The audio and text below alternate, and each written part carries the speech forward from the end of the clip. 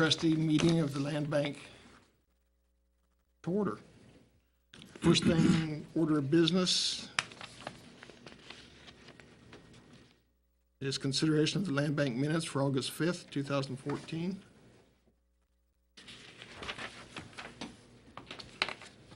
I move to approve the minutes of August 5th. Second. We have a motion and a second to approve the minutes of our August 5th meeting. Is there any further discussion? None. All in favor, say aye. Aye. Aye. Ayes have it, 5-0. Next will be discussion of goals and policies for the land bank. And Actually, you've got, you have in front of you a packet of information that is kind of taken from the conversation that we concluded with last meeting, where you were asking for some information with respect to some of the tax data and some of the other information that we got on the individual parcels. You've got my 2+ page memo, but you've also got some spreadsheets. The first one is titled at the top Sutter Highlands, and that's the special assessment list. And followed with that is, Cecil doesn't have his. no, it's, I can give him mine. Sure. put another packet together real quick. I have this. Okay, He's got that. but you don't have these, I have this. yeah, Yeah, this is the only thing you I didn't have these. Okay. got. Sutter Highlands, followed by Olivia Farms, and then Sutter Woods, which are the three subdivisions that, if you'll recall, as shown on the map that we've still got on the wall up here, are where the blue highlighted properties are that were included in the 2013 sale, that are the first ones that will pass through the 1-year period following the confirmation by the court, so that clear title could theoretically be conveyed on those properties. The last handout you've got attached to it is a copy of the webpage site taken from the Sedgwick County Appraiser's Office that's called the tax calendar, that is showing the magic dates that you go throughout the year that determine tax valuations for tax purposes. And there's some magic dates, and we'll talk about that. Those are the issues that really we kind of took out of the last meeting. Let me run through the memo in summary here real quick. As I said, you were asking about more information regarding the actual tax assessments that have been levied against these lots, how many years have already been levied that have effectively been lost or wiped out by the tax sale, what's remaining, what do those numbers look like. Then we get into some questions about what's the magic date on when the transfer, if the city land bank was to take land from the tax sale, what's the magic date? Because as many of you will recall that were at the meeting a week ago, where there was conversation saying, oh no, June 15th is the magic date. And I'm here to tell you tonight that no, that's not the magic date. First thing I want to talk about is the tax assessment information. We've primarily focused on Sutter Highlands and Olivia Farms because that's where the bulk of the properties are that would be first cleared, such that transfers could happen to private individuals and building permits could be issued because clear title could be released. All of the lots in Sutter Highlands that are affected by that tax sale have got the same amount levied against them, and this is information taken directly from what the city certifies to the county every year. Collectively, each one of those lots gets an annual assessment of $1,727.66. That's the special assessments based on the bond data and all the information that came following the issuance of the bonds back in, and they were first spread in 2009. Because the tax sale happened in 2013, none of them had generated, there have been no payments that we've been able to find on any of them. So effectively, when the tax sale occurred and it was closed, if I understand this right, and Lloyd or Katie can correct me, that final action effectively wiped out the previous years. They're done. So you've lost 5 years' worth of specials, which for the lots in Sutter Highlands totals $8,638.30. We have already passed the time of the year in which the specials for 2014 tax year have been levied. So irrespective of what happens, those have been levied, those have been certified. So you're effectively losing one more year, which is another $1,700. The result is that the total lost specials, if you will, in Sutter Highlands, it totals $10,365.96 per lot. That's what the city taxpayers' investments are per lot in that subdivision. Using the same numbers in Olivia Farms, those total up of the total of 6 years lost to $11,430.84. Now, that's only on the single-family lots that are at the north end of that subdivision. We've not finished running the numbers because we were finishing these spreadsheets on some of the other lots, but you can see on the per lot for the single-family lots what that is. For those small lots, there were, No, that's not the smaller lots. These are the single-family lots north of Wilma Way, which is at the north end of the subdivision. okay, Then when you get into the 12 lots that are in Sutter Woods, which are closer down around the big pond, that's bled over into page 2, you can see that the 6 years total $12,474.48 in the Sutter Woods subdivision. Why did we do this? We wanted you to know effectively what has been invested in the lots through specials and what's now lost, what's off the books. The city has continued to make bond payments as part of your annual budgeting process, but that's the amount of money per lot that has been levied but not collected.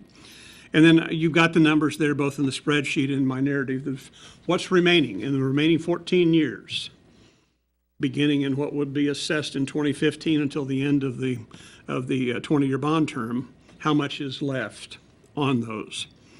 Part of the other question we got into dealing with the impact of what happens if you move these lots to the land bank. Effectively, they reclassify as exempt properties by statute, which means they are removed from the tax rolls.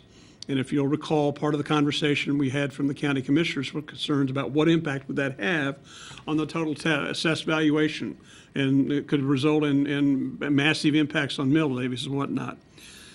Running the numbers based on the data, and these haven't been tweaked because we're using the master total of 941 lots that have gone to the 2 tax sales, and 26 of those sold. So this number's been reduced a smidgen. But the total value of all 941 lots in terms of the tax base impact is $1,268,214. And as you can see, when you compare that against what the city's current mill levy or valuation, assessed valuation is of $174,373,063, and that's the 2015 number. That's what's being used right now. If you took all the lots and moved it to the land bank, the impact on the city's taxable valuation is roughly 0.75%. It's a negligible impact. The impact on the county's total tax assessed valuation is just a little over 0.5%. So we're not talking about big impacts. Everything is an impact, and I understand that. But the important thing to understand is these are not revenue-producing lots anyway.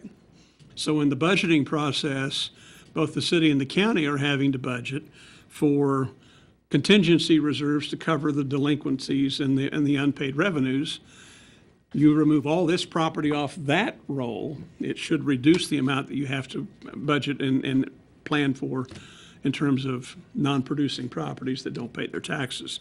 Effectively, it should be pretty close to a wash in terms of the impact on what people are actually paying from a mill levy standpoint.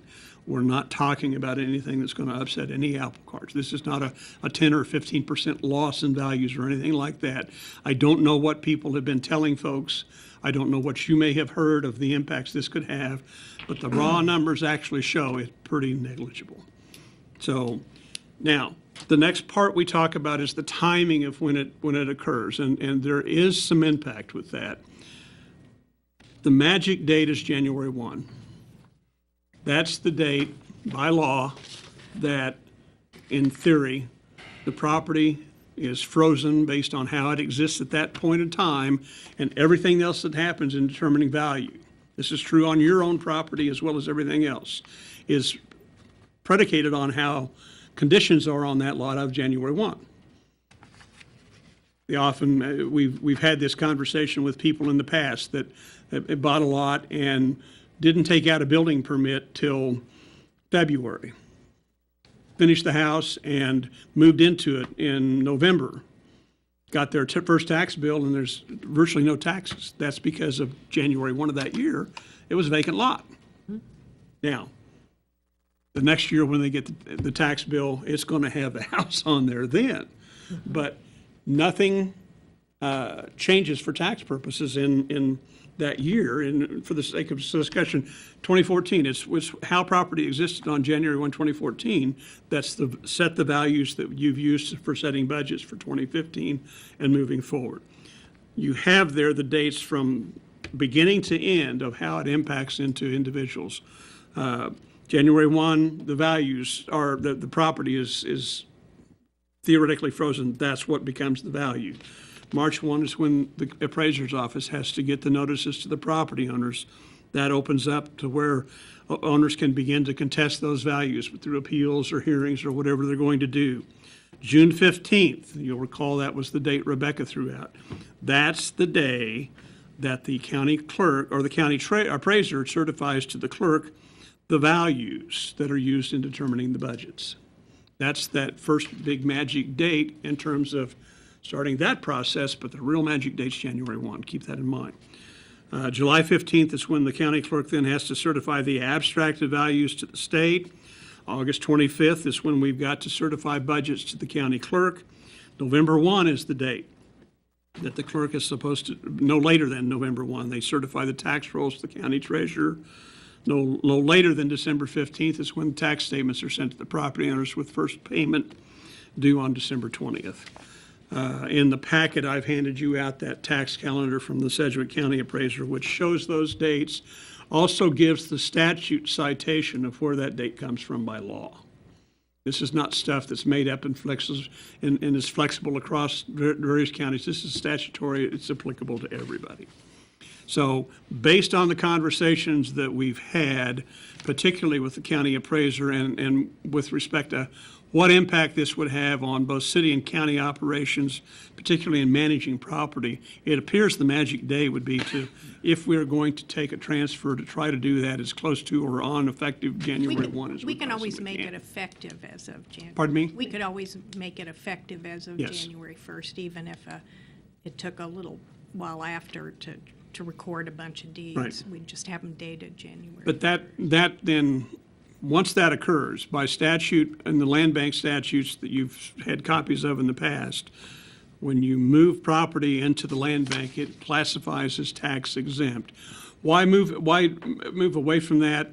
And it's still a little fuzzy from the appraiser because she's not had to do this here or in her previous jobs, but when property classifies out of a taxable status to an exempt, and it happens in the middle of the calendar year, then they have to get into a proration of what percentage of that was taxable for that year and what's not. Now, what impact that would have, since these are non-producing tax revenue properties anyway, don't know. But it could have, and I would presume that from now until when the county clerk certifies to the treasurer for tax purposes the tax rolls, if we moved a lot of properties now, that would effectively change the classification. So in theory, I guess it could say, if you were to take it now, it could have an impact by reducing the tax base of the city and the county and the school district, such that what actually gets spread for taxes in the next tax statement would be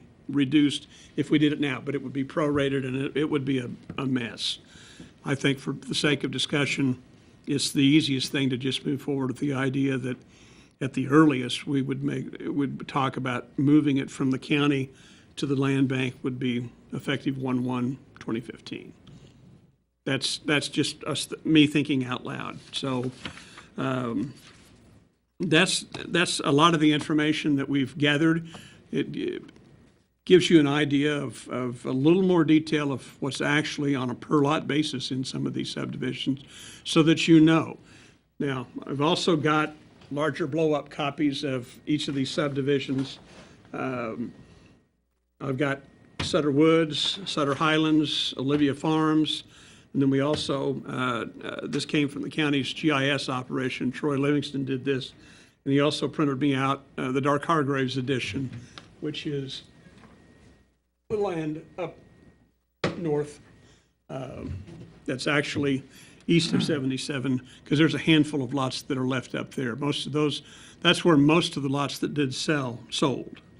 But there are still 3 or 4 lots up there, and he printed that out as well. He will be doing the same thing for every other subdivision, but the aerials underneath this are the most recent aerials that were taken this past spring. So we're able to get a feel of where those lots sit, where the improved lots actually are. If you go online on the county's website and look on the county GIS and pull the aerial up and look at that, those are 2010 photos. These are 2014. So we've got better information here. These are not fully online and available yet, but they're getting closer. So we're gathering that information up. We've also started to create by each lot, is what Cheryl has talked about before, a separate file that will have a blow up of that lot, all of this information with respect to it, including the current values that are being attached by the county, so that you can see what's all being carried on each one of those things.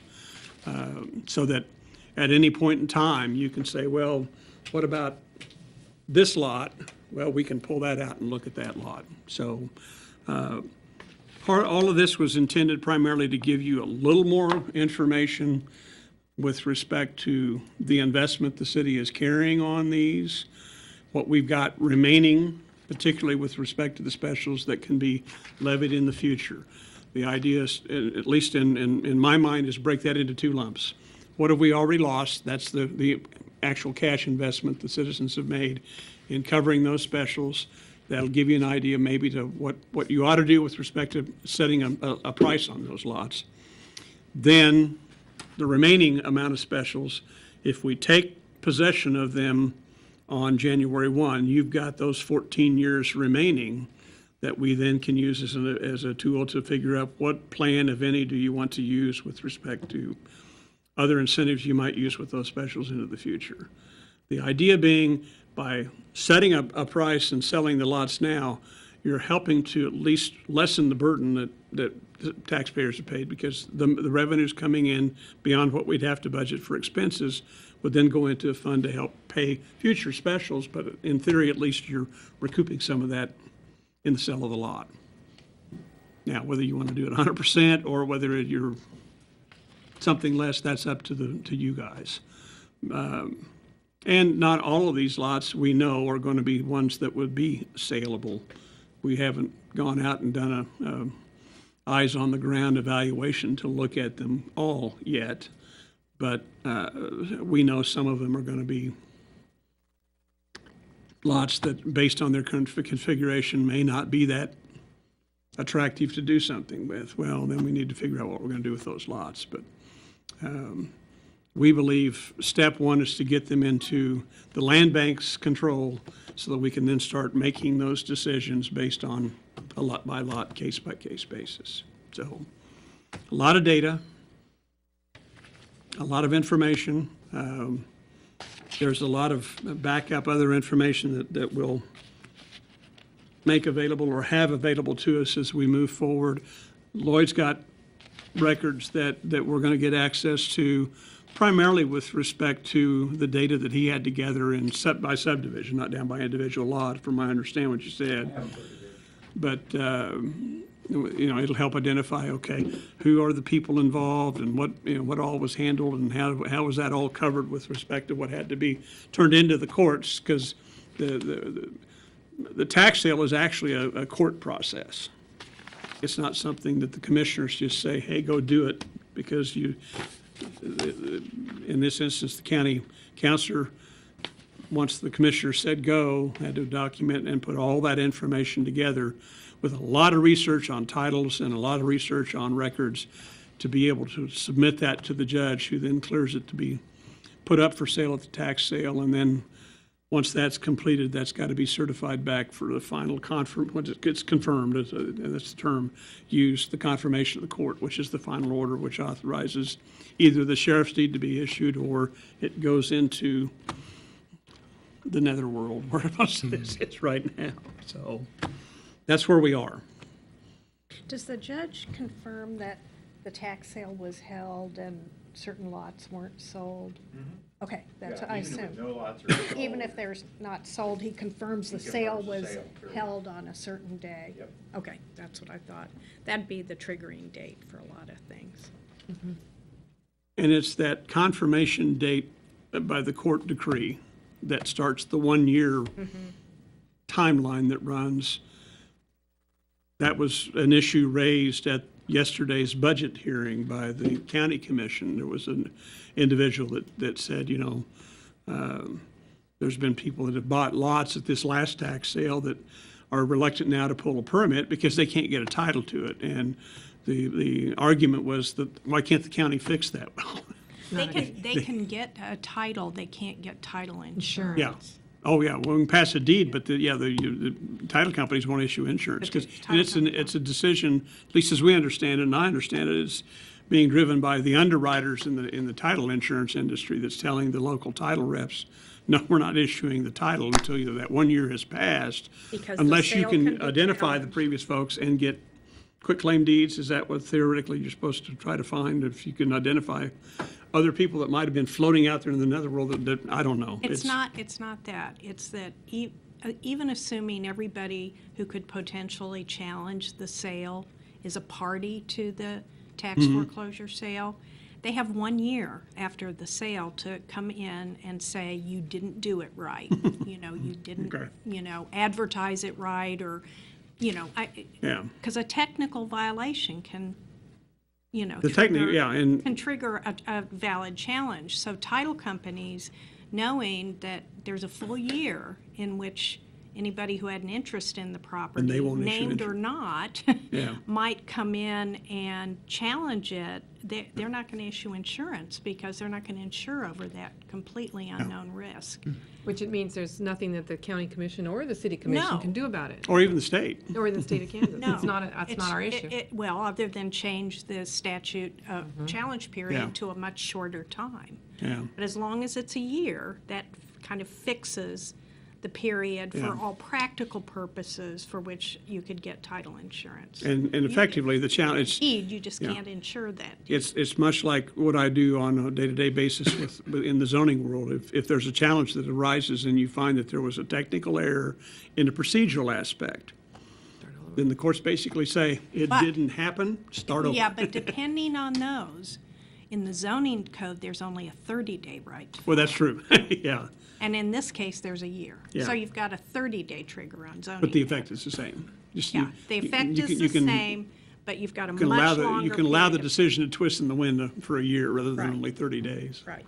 So essentially, those that are in the blue have surpassed that year, or Will by the end of the this end of month. September, they will.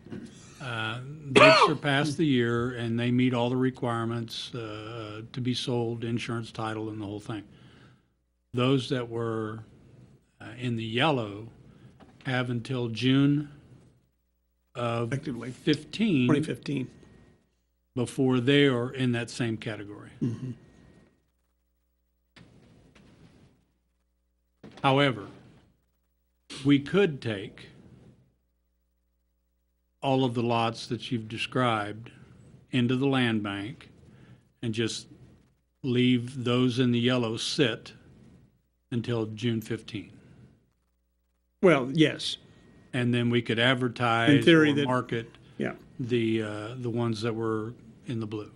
But, you know, given the fact that we're talking 915 lots, In practicality. we're not going to consume that many in 6 months anyway, so. In practicality, you're going to want to only deal with the ones in the blue, and you're going to pare that down significantly too, because you don't want to flood the market.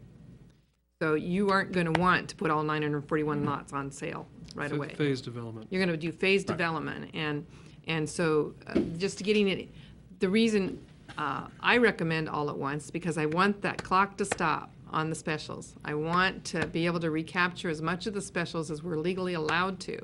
And you won't be able to do that unless you take them all now, or by Jet 1/1, to stop that clock.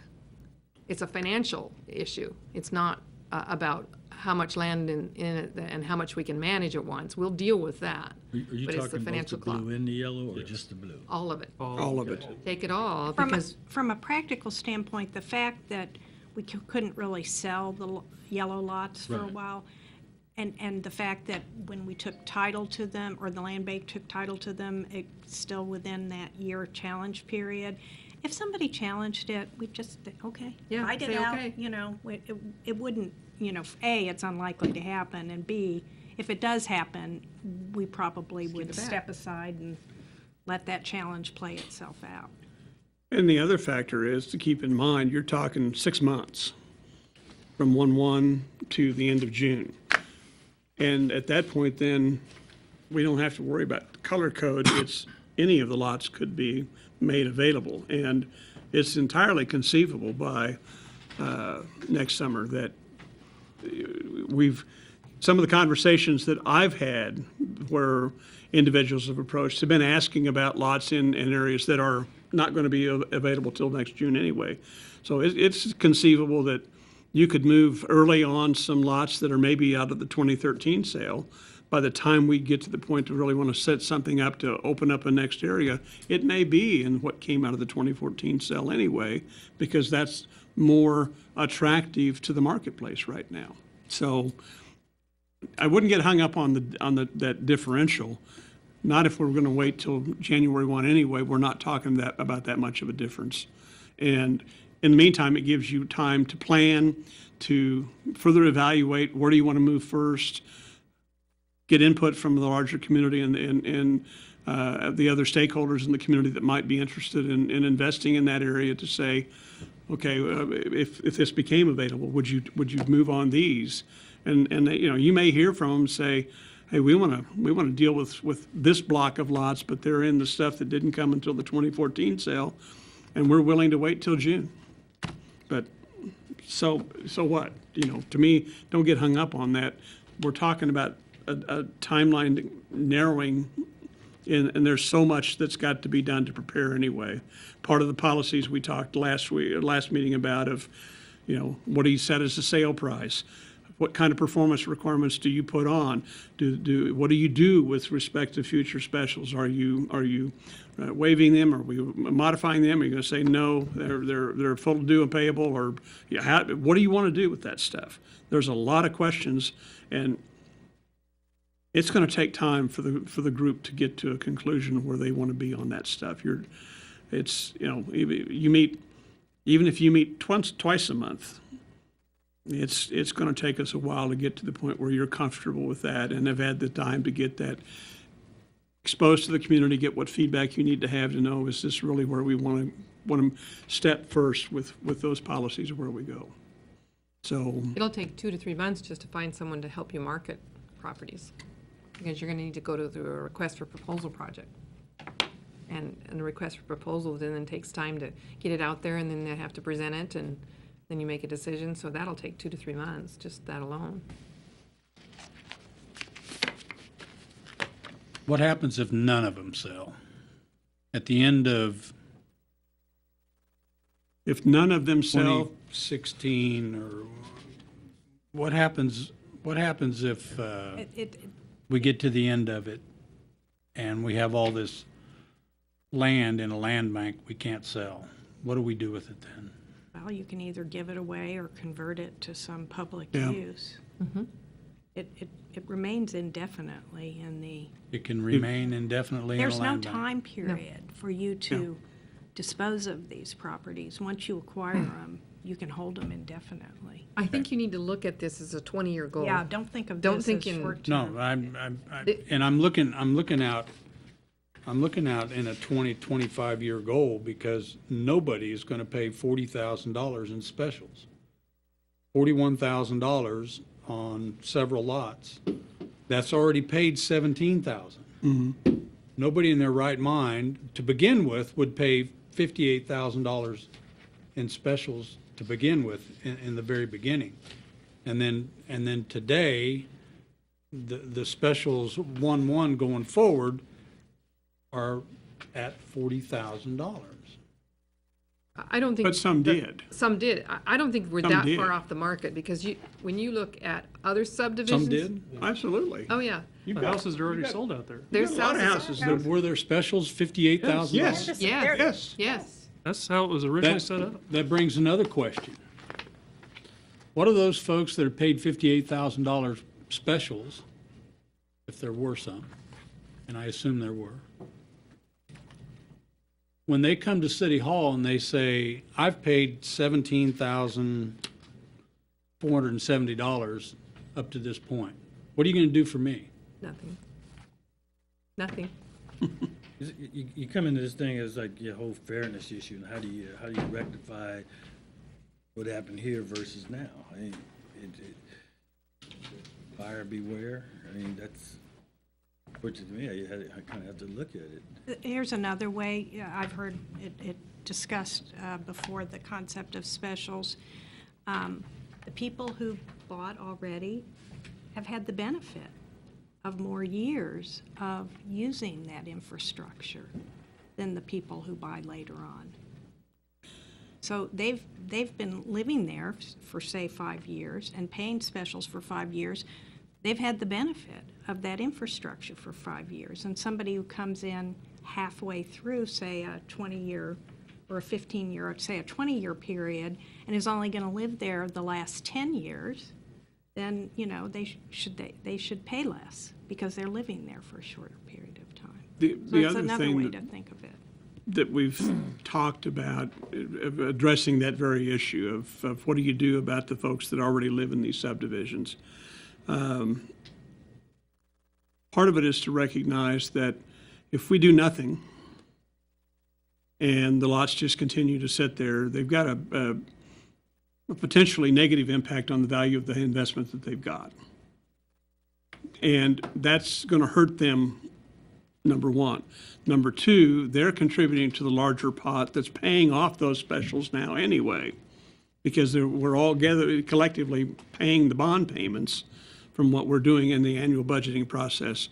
The more we get the lots back on the tax rolls, the more people we have sharing that overall burden, their share goes down. So part of the belief is also we start getting other homes around them. We've stabilized their values and maybe actually begin to start growing them again above and beyond just what may happen with the inflation. And hopefully, coming out of this, that they're going to benefit long term. Now, is it equal skin in the game? No, it's not.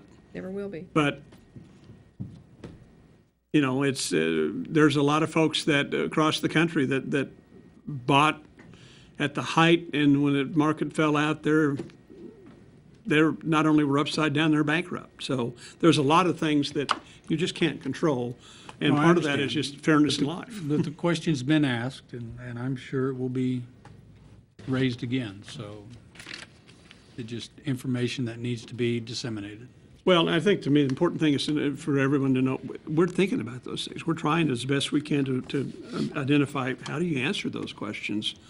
And some of them are the answers that are the only ones the law really allows us to do, but they're not going to be the answers people want to hear. Right. I received an email from a property owner in Olivia Farms, and it's sad to see my value go down. I'm 100% for abating specials. The lots north of my property are really beautiful, and building houses on those lots and paying taxes to the city of Junction City would help my property in the whole area. Yes. You know, it'd be better than money we're spending to take care of part of the weeds. They'd, you know, they'd rather, this landowner would rather see the specials abated to get the properties filling in. I'm not sure that we need to abate the entire thing. I think we Right. need to look at the market and say, okay, look at a subdivision that sold out quickly. And what was the value of the subdivision specials that was in that didn't seem to have a concern for the people that, and it may be $1,200 a lot, $1,500 a lot's the magic number, rather than $1,700 per year. So we'll need to look, and that we can discuss with the realtors and people that are buying and selling houses that know what is the magic better number, and maybe discount, not give away the specials. I've spoken with the mayor about this, but I've started to kind of put together people for a possible committee to act as a advisory group to work with the commission, made up of local contractors, real estate people, some banking people, developers, because they know more about this stuff than we do. So they could serve as that function to provide the community input and expert input on what works in Junction City. And based on their experience, could provide recommendations to this group to move forward. Part of it is also understanding what your competitors in the larger marketplace are paying. Right. So that means we'll find out what are the specials being levied against the lots that are being developed in Manhattan. What are the specials that are coming up in Abilene, because they just went through a new subdivision that is pretty much in the same condition that we've got here, just it's not as big and they don't have as many lots, but they're struggling with the same issues. And we reach out as far as even Salina to find out what are we talking about. And because a lot of the rhetoric that I've heard in conversations I've had with folks is that, yes, the dollar numbers are high, but you then follow up and say, compared to what? Well, the only thing you got to compare it to was the last time the city had a big project, and that's like 20 years ago. Well, it's not an apples to apples comparison, guys. It just can't be. And you've got to look at it in comparison of the larger marketplace that we compete in. And you've got, if you move this into the land bank, you've got the advantage also of I don't want to say cheating in the marketplace, but you've got a better way to Adjust. negotiate in the marketplace, because you've got the latitude to do things with those specials. Other communities, unless they've never been land bank, can't do that. So, you know, as we could get into a competitive mode of attracting folks to that we want to have them move to Junction City, it's, you know, all the positive things that we can use, and not to beat the analogy to death, but what's the sweetest lemonade we can make out of the lemons we got? So that's where we are. This would be the largest land bank in the state of Kansas. We aware of that. And it would be, and I haven't checked California, but all the surrounding states, it would be the largest land bank. So We're number one. I guess there's a marketing tool there to say that we've got more than anybody else Biggest does. land bank in the country, Yeah. by golly. Well, part of the rhetoric that I've had with folks is said that as the marketplace globally begins to move again, and I believe it will someday, and people start looking at this region, if we've got control of the asset and are able to come to the marketplace with us, we've got a leg up on everybody else around us, because we've got lots available that you can take a building permit out tomorrow on and start construction on your home. Other communities around here, they don't have the debt, and I understand, and that's a positive to them. But you know what? They got to go through the process to create those lots. They've got to plan them, design them, put in the streets and the utilities, and figure out how all that cost is going to be covered. And from start to finish, it takes 12 to 18 months before they'll ever be in a position to even have a lot ready to go. Where here, you can have your home done and living in it, and life goes on. So we've got there's a positive aspect of what this can be. It's just using it to every positive that we can. And remember that the debt, part of our problem, is under control. It is being managed well, and unless there's a market disaster, another market disaster, the city of Junction City will function fine with the debt load it has, based on the management of the debt. And S&P agrees with us. I even talked with them again today. They are impressed with what we've done to manage our debt and to take care of, we're doing another rate review right now. And he said, it's amazing what you've done. So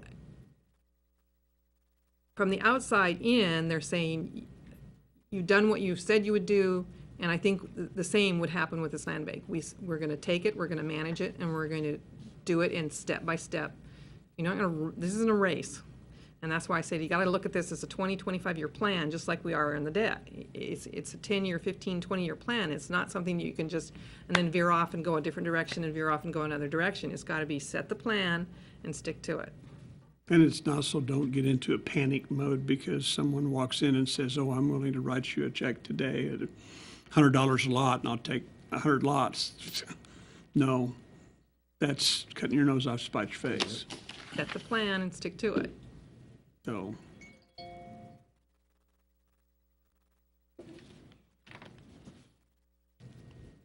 And we still need, and you don't need to do it tonight, but at some point you'll need to say, okay, if we kind of begin to work a schedule of saying, okay, if we work on the idea that 1-1, we're going to move the lots into the land bank, now then we need to figure out and start addressing the issues of the policies of what are we going to do to set a price? What are we going to do to set a policy with respect to the specials? What are we going to do to set and evaluate what lots ought to be made available first? What are we going to do about identifying how we want to market those? Do we go out for a competitive bid amongst qualified realtors to develop a marketing plan? And what does that kind of look like in terms, because you've got to describe it a little bit if you do an RFP. So there's a whole lot of other dominoes that begin to fall. The first one needs to be, though, a decision that, yep, we're at the point we need to start accepting the fact the logical thing, and staff does believe that it is the logical thing to do, is to say, as big of a bad taste as it may be to swallow the pill, we need to swallow the pill and begin to figure out then a plan of how we work that through the system.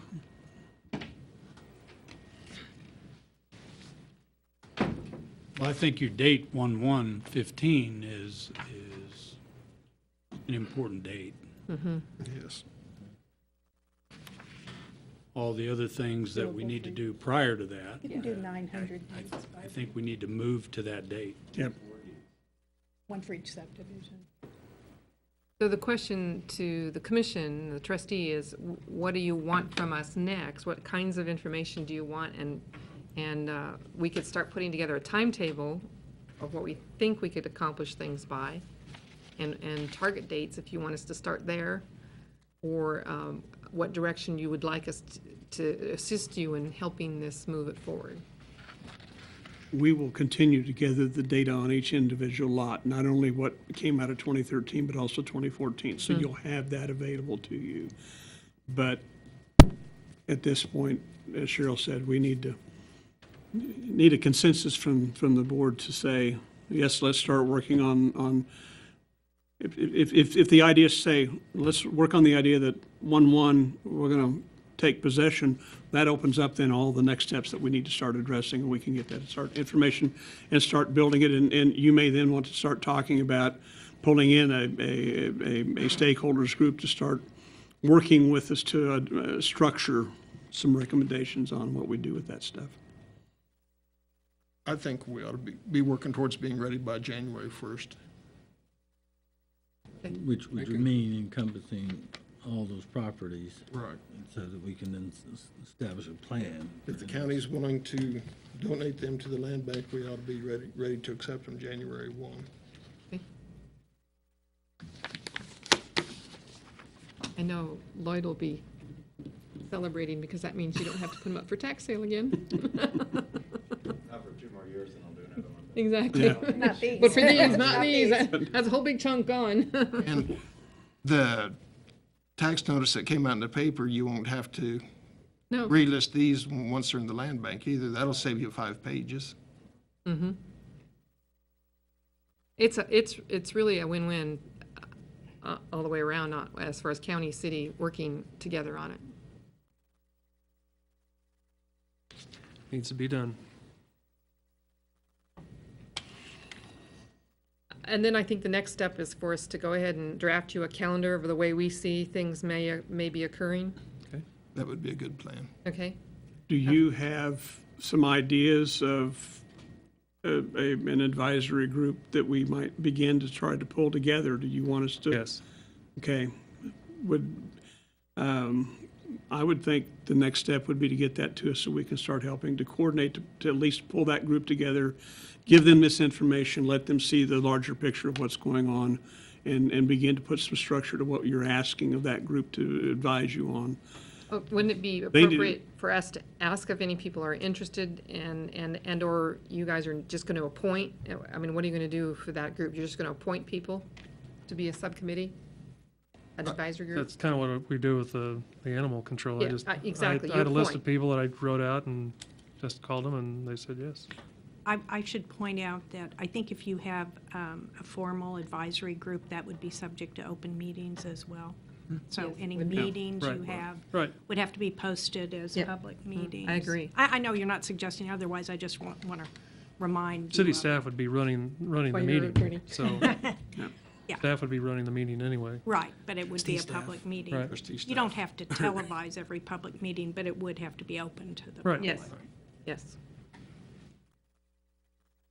Kind of like what we did on the animal control rewrite, we'd probably in the basement conference room, that big, large room. Yep, Yep, a lot to cover, yep. more than leashes.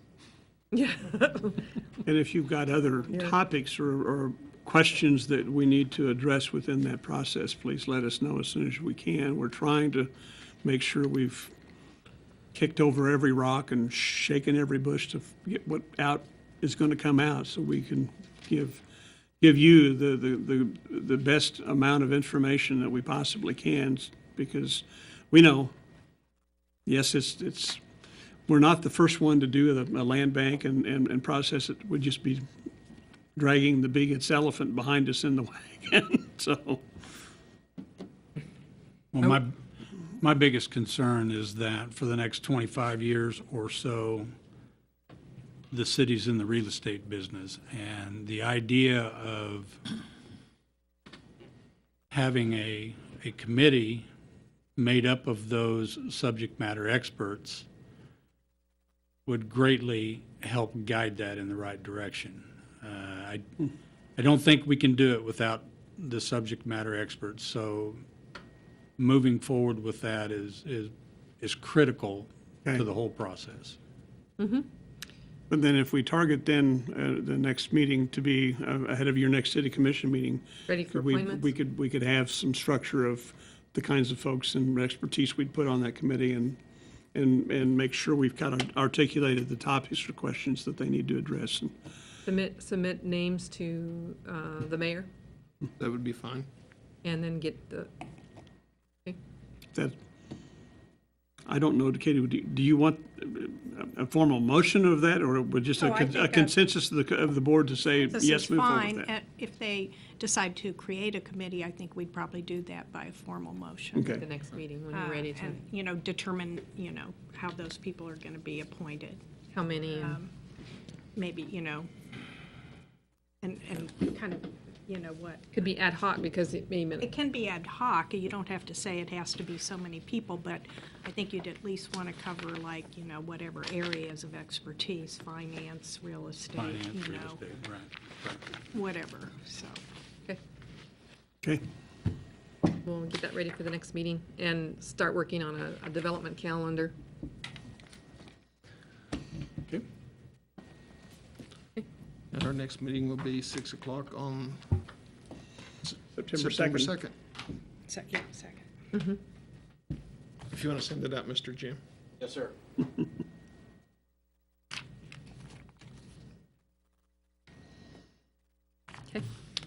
There should be a formal motion to adjourn if you're done. If you're I make a motion, we adjourn? Second. Have a motion and a second to adjourn. All in favor? Aye. Few minutes to get some more if you want.